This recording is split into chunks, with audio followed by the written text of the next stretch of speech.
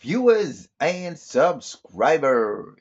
Welcome to another video of this Untitled Podcast. People, in today's video, we want to discuss who is to blame for the rot that's happening in South Africa. Let me know what you think about this video in the comment section below. Don't forget to like, comment, share, and subscribe to the channel. You know, we family, right? Holler. People, so I've been thinking a lot about this, right? That South Africa has been going through the most for a very long time now. And it's not the first time that South Africa have realized, or that South Africans have realized, that the country has been on a downward spiral for a long time, right?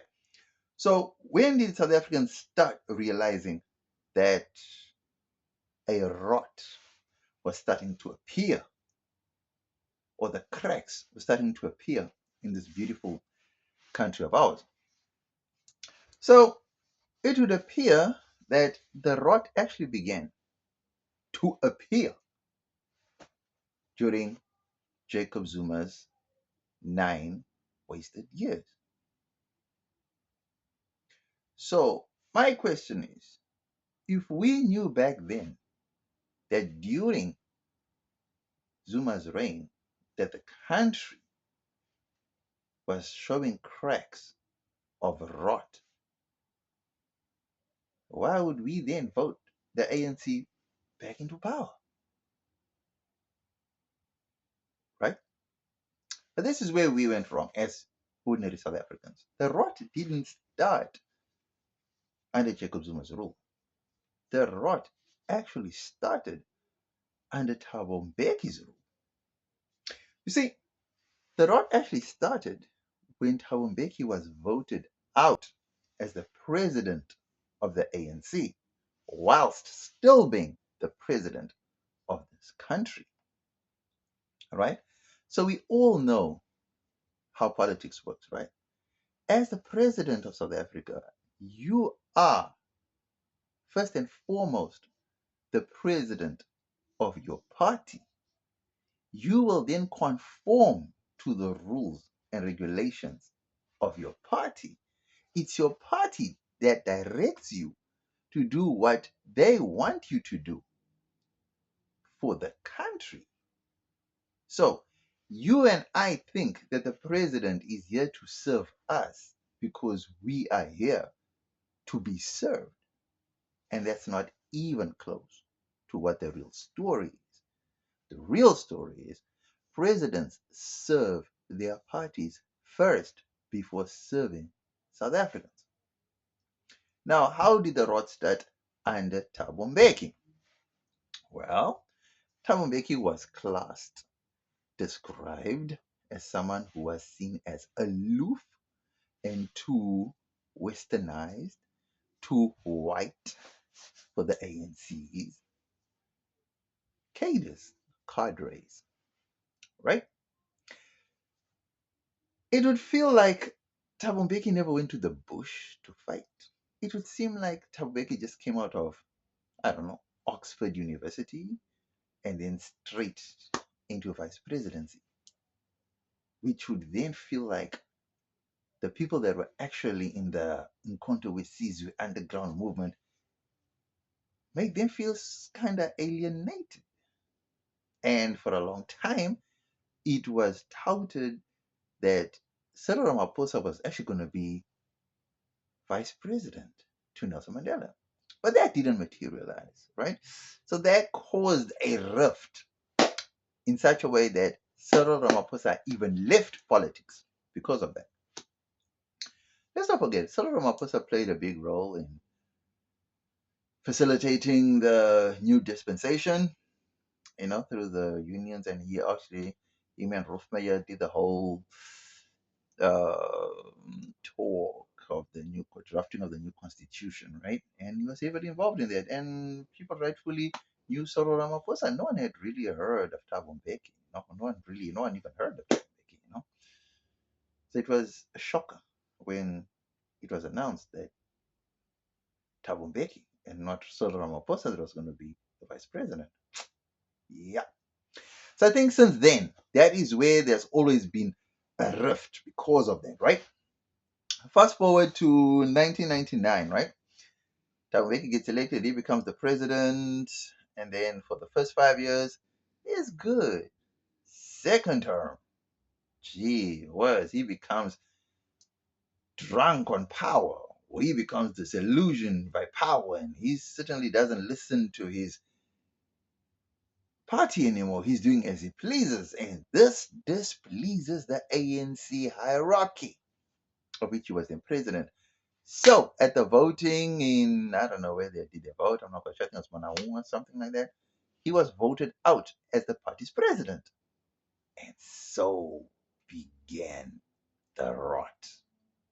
You see, the arms deal was actually instigated, instituted, and ultimately carried out under Thabo Mbeki's rule and not Jacob Zuma's rule. So if Thabo Mbeki, being the president, having the final say in such a big acquisition, knowing that it was wrong, knowing that South Africa didn't need to rearm, why would he sign off on such a deal? Because his loyalty was to his party, even though the party and the country's president had broken ranks. They were no longer serving the same interests. It became so bad that Thabo Mbeki had to be removed before his term was up. That's how strained and estranged the relationship had become with the ANC and Thabo Mbeki. But let's not forget that the arms deal was signed off by the president of South Africa at the time, who was Thabo Mbeki. But the way most people think about it is the arms deal went down under Jacob Zuma, because Jacob Zuma's name is painted all over the arms deal. But it was actually Thabo Mbeki who actually signed off on it on the insistence by his party. That's the reality of it, right? So here's my thing. So the rot actually began with Thabo Mbeki because he was the president at the time. He may not have liked it. He may not have wanted it. He may not have wanted anything to do with it. But the mere fact that he signed off on it, that is where the rot began. Right there. Okay. So fast forward, Jacob Zuma comes into power, right? So what do? He comes into power. I don't think particularly that the country was run so badly. I don't really think that. What I really think was the company that Zuma began to keep. Now that and the corruption deals and the whole discovery of a shadow government by the Guptas, that is actually what caused the whole mayhem. And then came the ESCOM and the light switchings and all that ties into that, right? So that's where the actual rot actually comes in. So it's mainly two things really when it comes to Jacob Zuma, right? It's mainly the Guptas and it's ESCOM, right? If we have to take the ESCOM issue out and we have to take the Gupta issue out, I don't think South Africa was much different from when Mandela took over because Mandela didn't do anything massive for South Africa besides uniting the country. Thabo Mbeki didn't do anything extraordinary for South Africans besides maintaining the good uh, economy that he inherited from Nelson Mandela, right? But now, when Zuma came in, Zuma switched camps, right? Zuma decided to switch camps. I mean, apart from the usual funders, like your regular people that fund the ANC and the DA, Zuma decided to roll with unfavorable characters, which then rubbed the usual funders the wrong way. Now, listen to this. If we knew back then what we know now, would we have voted for the ANC? The answer would be no. So, if we know that the ANC was rotten from the get go under Thabo Mbeki, right? Even though he may not have been the one involved in this arms deal and everything like that, but the rot happened under his watch because he signed off on it, right? So, if we know that, why would we then vote in another ANC person, right? Okay, let's just say we voted because we didn't know that he was as corrupt. We thought maybe he'd be a better candidate, right? Okay, cool. We get him in. The first 5 years was a sign that we could see, oh, wow, this thing is now starting to really crack open. But what do? We vote him a second term. Hey, this thing's getting even worse. So here's my thing. So if we could see the cracks back then, why did we keep voting, or why do we keep voting for the ANC? Knowing that they're corrupt, knowing that they are useless, knowing that they don't do anything massive for the country, why do we keep voting them in? So who is to blame for the rot of the country? Who is to blame for the downward spiral of the country? Should we blame the ANC or should we blame the voters? I really come to think about it and I think it's the voters. If something is bad, you won't keep at it. You will change it. You may try it once, try it twice, it doesn't work, you swap it. But if something doesn't work and you keep banging on it, banging on it, keep banging on it, keep banging on it, then who is the real idiot here? So it's fair and fine for us to brag and for us to blame the ANC for everything that goes wrong. But we fail to notice that it's the people who vote that party into power and keeps them in power. Fair and fine.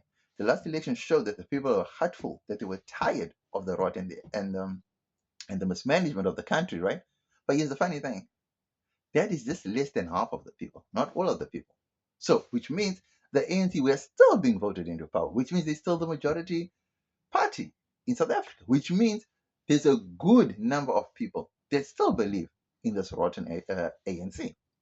So, ask yourself this question: who are those people? And why do those people keep voting the ANC into power?